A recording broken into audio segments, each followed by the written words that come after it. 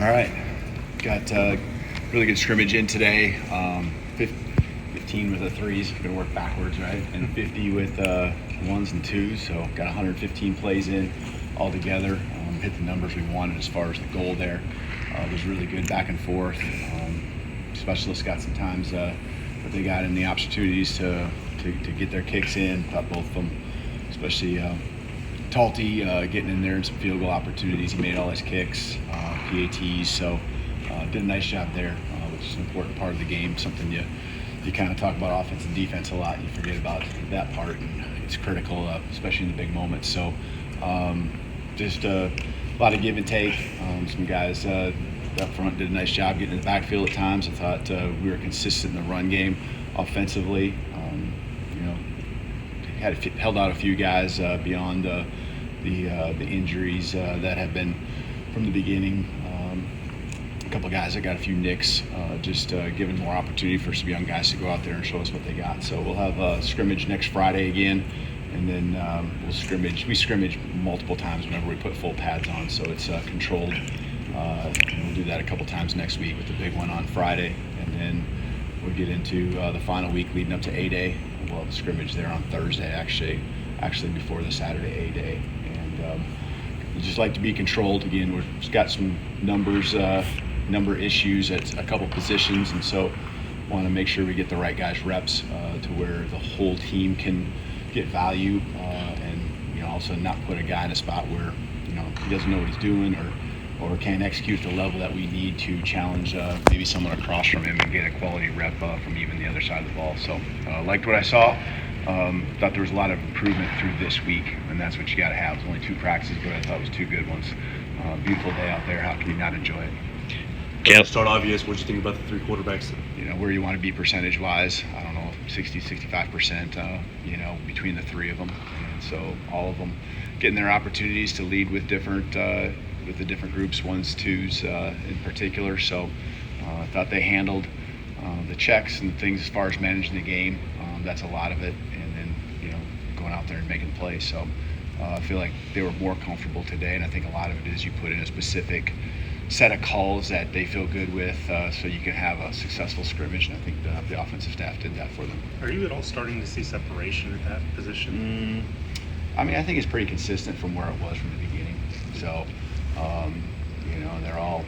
they all bring something a little bit different to the table, even though it's not like maybe a runner, and then a passer. It's guys doing their thing and what their strengths are. Catchable balls and things like that they do really well. They can maybe field throws. One guy does that a little bit more. One does a little better job of scrambling. So I think they're all learning from each other, though, and taking something from each other's game and applying it to theirs, and seeing that there's always a way to make this play happen or that play happen. I thought they did a good job keeping their eyes downfield and hit some explosives, and kept the chains moving on some 3rd and 4th downs that were critical. That shows good composure. So we threw a lot at them the first couple practices, and now I think they're getting into the groove. And again, we dialed back a little bit for the scrimmage, and we'll keep throwing stuff back on them. The installs were heavy from both sides, and so offense is installing, defense is installing, and then you're facing what you're seeing, not just what you're supposed to execute on your side. So today was good.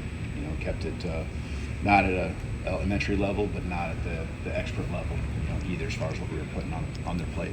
Is there a position group you feel like has made the biggest strides so far through spring? I think the group that is coming along and different than what we had last year was the receiving corps. And I know some of those guys are the same guys, but I think the depth of them of that group is certainly evident. They're all today. They made more of those plays and they were very consistent, I thought. So I think the defensive backfield is something that is just completely different than what it was a year ago at this time.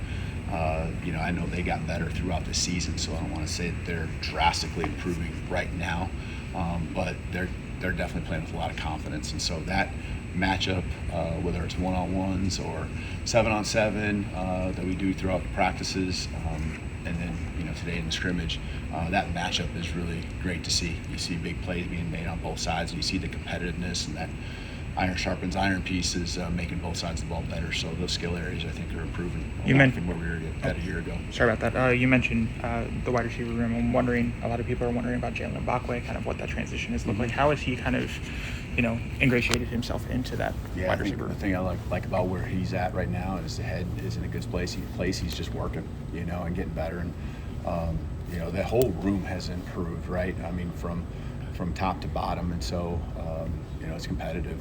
But he's getting in there and taking advantage of the reps he has, and that's what you want to do right now at this time. And so he got some good reps out there again today. There's a About lot the of defensive backs being improved. What can you say about the job Mo did with that group last year to this year, but also without getting into details, the recruiting side of things, what he brings to the table there? Yeah, without a doubt. He's, we really had only one, if I remember right, one scholarship corner a year ago returning from the season before, and played a lot of young guys, new guys. Damani wasn't necessarily a freshman, but new guys to the program, and so developed confidence. Now that room all of a sudden has got a high ceiling, but it's also we've created a lot of depth there. And the thing I also like is between this corner and safety room, there's interchangeable pieces, and so there's kind of a dual training that exists. And you see Red Morgan can play multiple spots, and I'm just thinking about what the fan base would have seen a year ago, and he was in different spots, safety, corner. Zay Mincy, moved right at the end of the season from corner to safety, and so we have multiple guys that can do a lot of those things. We probably still don't have the numbers you'd like in that room, just because it is so competitive. The right guys coming in is important for us, but because they're all really good football players, the quality of that room and us feeling comfortable with them certainly is in a good spot. And the job Mo does in terms of recruiting. Yeah, he's phenomenal. He's just a guy in the building, first of all, that brings just good juice and energy, and he's a pleasure to be around if you're the head coach, a staff member, and then that is certainly seen by our players and felt by our players, and then in the recruiting process, I just think he's attractive, for a parent, for their son to want to come here and be coached, because they're cared for, they're loved, they're taught at an extremely high level. He does just such a great job in all those ways. So it's personality mixed with ability and the want to. He's a guy with a lot of drive, and he's got a high expectation. So he gets after them. But it's some tough love that he brings, and they appreciate that because they want the same thing as he does, is to be their best. There's a lot of questions about how players are coming along and what they're doing, but I want to ask, how do you want to grow going into this second season at Alabama? Yeah, I think that's a good question. I think a lot of it is just, been at a lot of times right over your career, whether it's head coach or an assistant coach, year two always just feels different, right? The guys, you understand now and have gone through experiences together, and they know where you're coming from when you come to them, good or bad, and what they've been through and what they're experiencing. So I think a lot of it is just the next step of the relationships leading to just the passion coming out in myself, our staff, through, and the expectations aren't changing. It's just that everyone's, and especially after a season like last year, got another level of hunger to make sure we, get back to where we expect to be. And, it's been a joy out there because, the guys know where I come from, and I can coach them up. I know where they got to get better. I've been, articulated that. Our staff articulates that to them, and we hold them to that expectation. Obviously, he's not here yet, but I'm curious, what kind of stands out about Chuck McDonald and as a player, as a person? I mean, yeah, he's going to come in and fit right in with the group, because he brings length, and that's the thing that just jumps out at you right now is across the board. And we got some guys that maybe don't have the extreme height, but our length in the secondary and is changed a lot. And Chuck will come add to that, and he comes from a great program, a lot of experience playing at a high level. I think that transition for a guy like Chuck, it's shown, through the guys that have come out of, great programs in the past, Modern Day in particular. He's going to come in and do his thing, and he's got some guys that I know he already he knows them well, and so I'm extremely confident they will push him along, bring him along, and he'll fit right in pretty quickly. Is there anything specifically you want to, like, you're encouraging him to, I guess, work through, like, as he goes through his, final semester at Modern? Yeah, just focus on him and take care of his business with the things he's got to take care of on that end, and he's into it. He's a guy that loves ball, and so I know he's refining physically and mentally and trying to stay up to speed with what we're doing right now and talking to his teammates and going to be ready when the summer hits. Can you elaborate on the 8A announcement from yesterday, the decision to scrimmage a day or two before, and then what people might expect to see on that Saturday? Yeah, we'll have just more of a practice, full practice like we would have any day, and just again allows us, kind of what I referred to earlier, to be able to have a controlled setting, control just the reps that certain guys get. So we'll we understand the significance and love, everyone loves football here, and so we want to give that day and make it available and show off our guys, and our guys go do their thing. I can't even say it's really, to me, not about the portal concern that I know everyone makes it out to be. It's just that we're really careful out there. We ran a lot of reps, but we were very specific, and sometimes you almost had to stop things to get the right groups of people, matchups and things like that, to have a quality rep for all 22 guys that are on the football field. And that practice type environment is something that I think best accomplishes both the things for the fans that we want to do with the A-Day, and also for our football team to utilize a practice 15 and continue to get better. I think it's really important for our guys to get in front of fans. I remember a year ago when we came out, some of these, this year we got 18 new freshmen, and then we also have some transfers that are here, and this is their first time in Bryant-Denny with people. So I think that's a huge benefit for us.